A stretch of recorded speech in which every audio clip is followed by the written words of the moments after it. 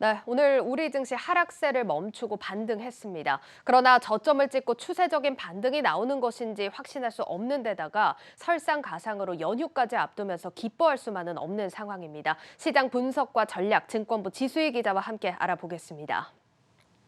네, 지 기자 먼저 이번 주 증시부터 좀 정리를 해볼 텐데 정말 처참하다는 표현이 딱 맞을 것 같습니다. 어땠습니까? 네, 이번 주는 한마디로 검은 한 주였습니다. 2,800대에서 2,600대로 지수가 200포인트 수직 낙하했습니다. 1월 마지막 주 차트를 보시겠는데요. 4일 연속 하루도 빠짐없이 약세를 보였습니다. 최대 3.5%, 쉽게 보기 어려운 수치까지 낙폭을 키우면서 지수를 빠르게 약화시켰습니다. 미국의 금리 인상과 긴축의 속도가 빨라질 것이라는 전망에 나스닥이 급락하면서 우리 시장도 조정을 받았는데요. 수요일 한 차례 숨고르기를 하는 듯 싶더니 지난 목요일에는 LG엔솔 상장으로 인한 수급 쏠림과 더불어 FOMC에서 파월 의장이 시장이 예상보다 매파적인 발언을 내놓으면서 낙폭을 3.5%까지 키웠습니다. 오늘 장중 한때 2,600선이 붕괴되면서 2,591까지 떨어졌지만 오늘도 약세로 마감하나 했는데 다행히 장중 강세로 전환해서 강하게 상승하면서 이번 주 코스피는 어제보다 1.87% 오른 2,663.34에 마감했습니다. 네, 지금 가장 큰 문제는 수급일 텐데 오늘 코스피가 상승 마감을 하긴 했지만 코스피 시장에서 외국인 매도세가 지속되는 모습이었습니다. 이번 주에 도대체 얼마나 판 겁니까? 네, 미국의 긴축 우려에 안전자산 선호 심리가 나타나면서 외국인들이 대거 주식을 팔아치웠는데요. 이번 주 외국인은 3조 5천억 원을 순매도했고 기관과 개인이 이 물량을 받아줬지만 지수를 지지하기는 역부족이었습니다. 특히 이번 주 LG엔솔 상장 첫날 외국인이 LG엔솔의 주식을 대거 팔아치웠는데 이틀 동안 1조 5천억 원을 순매도했습니다. 코스피 전체 순매도의 절반 수준이라고 할 수 있습니다. 또 개인도 공모 물량을 이틀 동안 1조 4천억 원가량 팔아치웠고 이 물량을 기관들이 받아주고 있습니다. 특히 연기금에서 LG엔솔 주식을 2조 원 가까이 담은 것으로 분석됐습니다.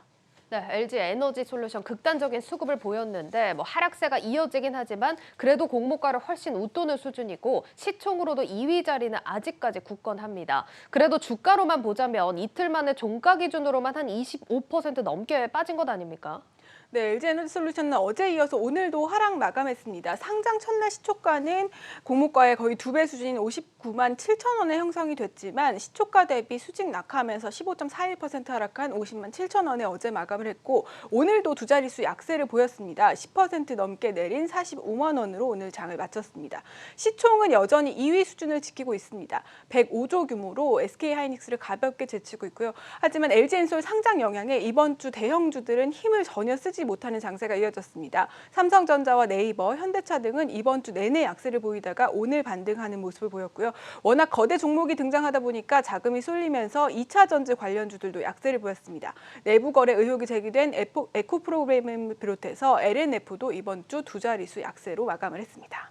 네, 요즘 LG 에너지 솔루션과 글로벌 정책들로 시선이 돌아가면서 국내 종목들 관심이 예전보다는 덜한 상황입니다.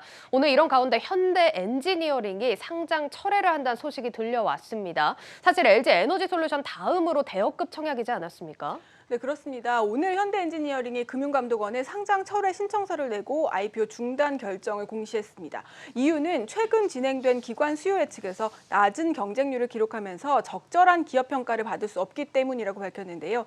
실제로 지난 25일부터 이틀간 진행된 기관 수요 예측에서 경쟁률이 50대 1 아래로 집계된 것으로 추정이 되고 있습니다.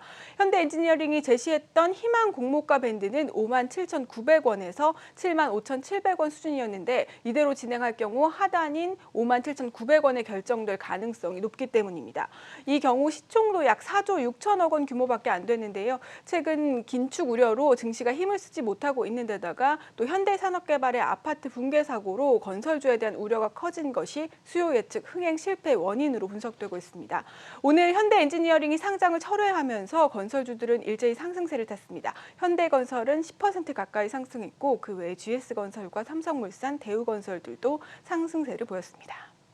네, 현대 엔지니어링이 추후 시장 상황을 고려해서 상장 재추진을 검토할 계획이다. 이런 입장을 밝혔다는 점까지 추가로 전해드리겠습니다.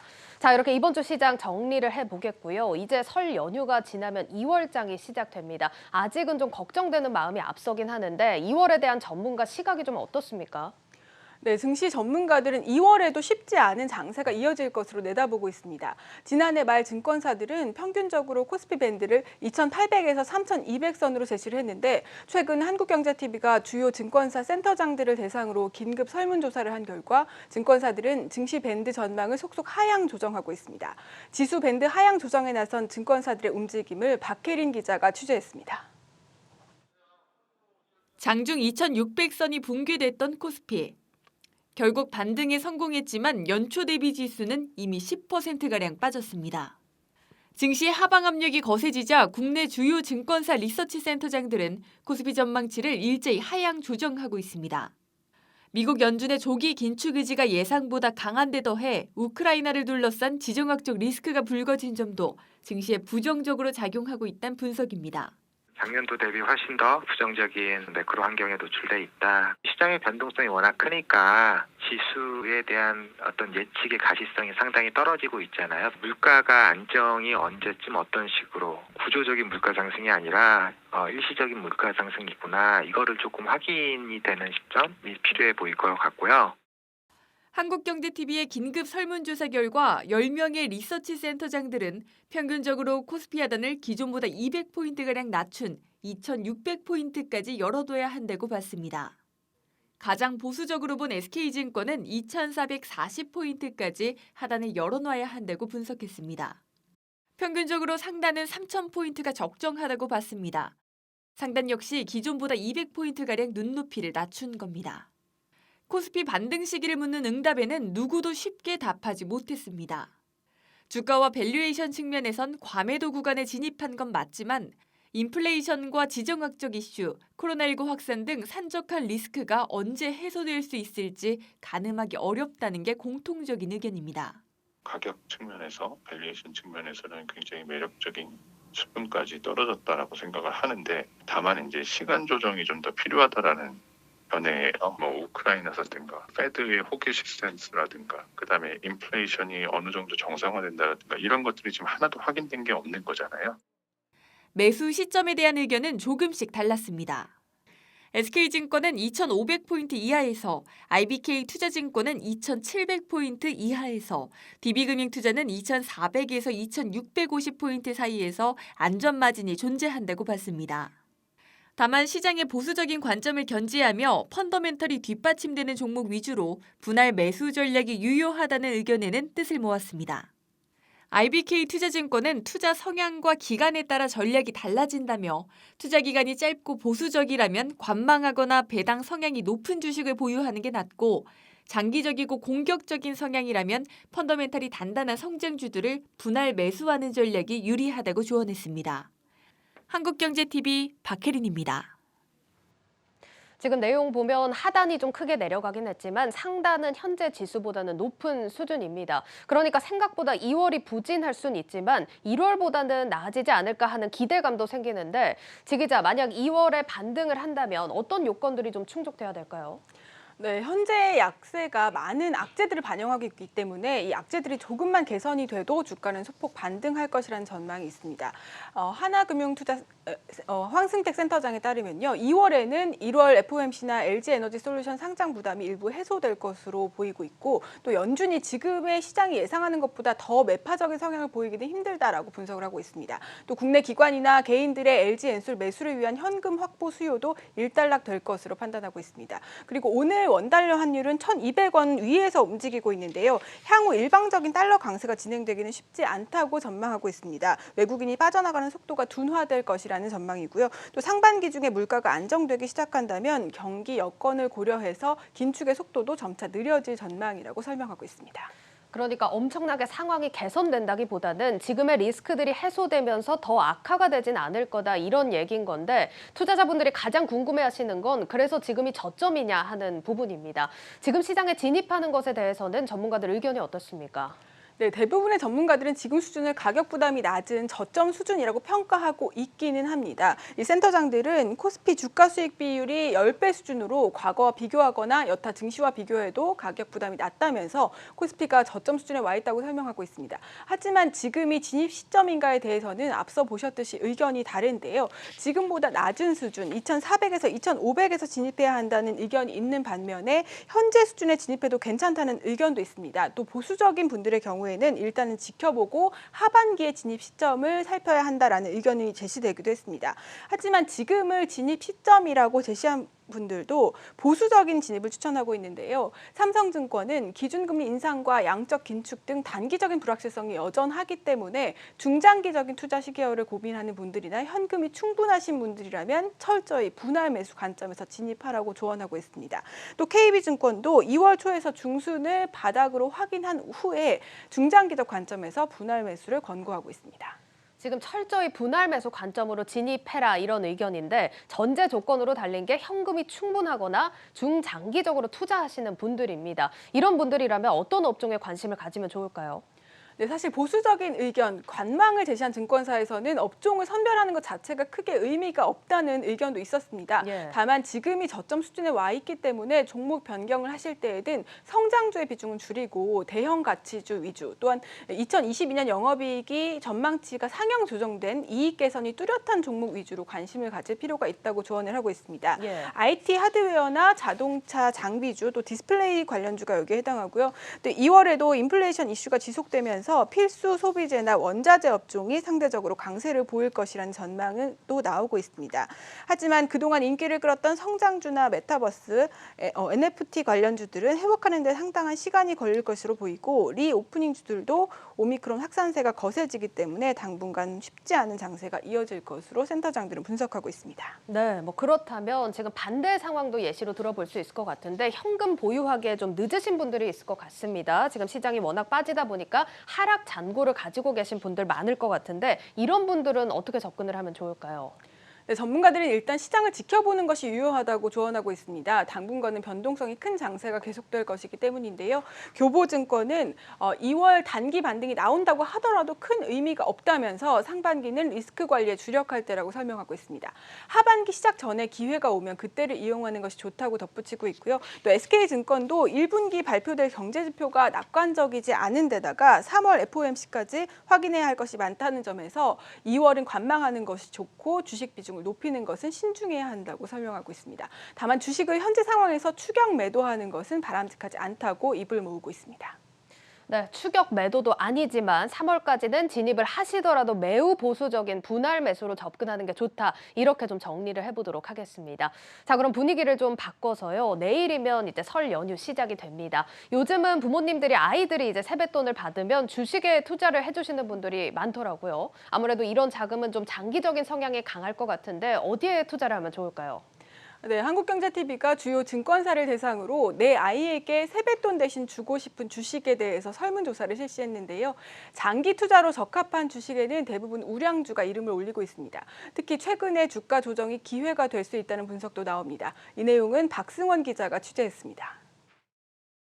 한국경제TV가 국내 주요 증권사를 대상으로 설문조사를 한 결과 내 아이에게 세뱃돈 대신 주고 싶은 주식으로 삼성전자와 SK하이닉스, 기아 등이 상위권을 차지했습니다. 2022년, 2023년 긴 호흡으로 봤을 때 글로벌 공급망 병목 현상이 풀리게 된다면 좀 완화되는 시그널만 보여준다면 반도체하고 자동차가 가장 큰 수혜를 받을 수 있고요. 반도체 사이클이 2022년 하반기부터 상승 쪽으로 전환된다고 봤을 때 반도체하고 자동차 이 두 종목이 시장의 중심을 잡고 긴 호흡에서의 투자도 충분히 매력적이다라고 생각하고 있습니다.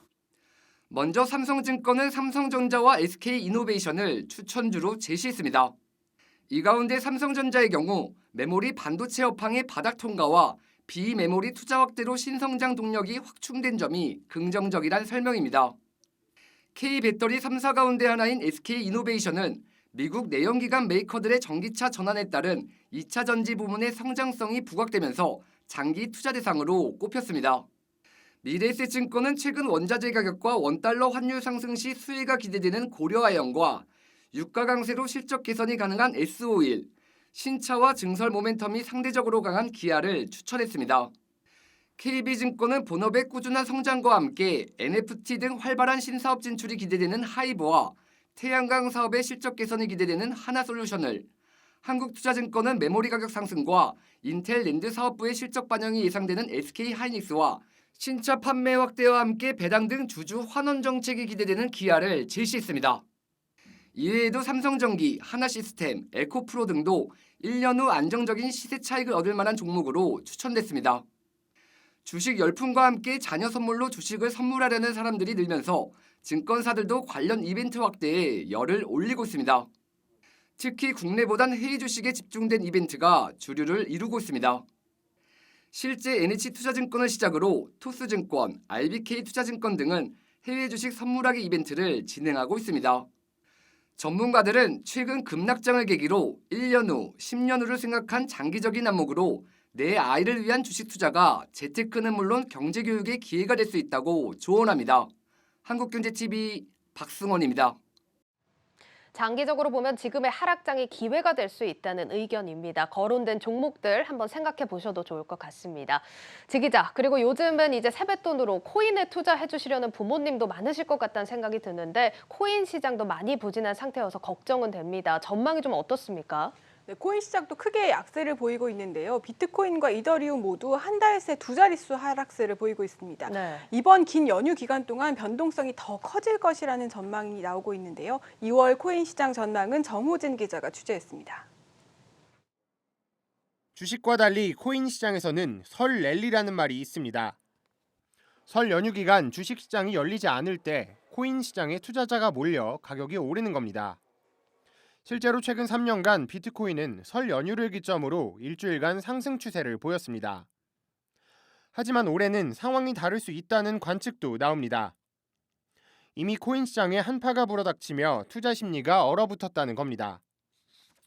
올 들어 비트코인 가격은 25% 이상 내려앉았고 이더리움은 41%가량 폭락했습니다. 명절 기간이 겹치는 중국이 코인 거래를 전면 금지했다는 점도 문제입니다. 또 시장에 대한 미국 정부의 영향력이 커진 가운데 미국 증권당국이 현물 ETF 승인을 거부했고 연준이 디지털 달러 백서를 공개한 점도 악재로 꼽힙니다. 코인 시장이 겨울이 지속될 수 있다는 전망이 나오며 전문가들은 알트코인에 대한 투자는 신중해야 한다고 조언합니다. 올 한 해로 보면은 작년과 같은 성장은 좀 나오기 힘든 해가 되겠죠. 그래서 뭐 알트코인들은 올해는 많이 투자하기를 권하지 않는 편인데 저는. 길게는 열흘 가까운 연휴를 앞두고 국내 투자자를 중심으로 나타날 변동성에 시장이 주목하고 있습니다. 한국경제TV 정호진입니다. 네, 설 연휴 지나고 2월장 시작됩니다. 오늘 다각도로 정리를 해봤으니까 포트폴리오 구성에 참고하셨으면 좋겠습니다. 증권부 지수희 기자와 함께했습니다. 잘 들었습니다, 지 기자.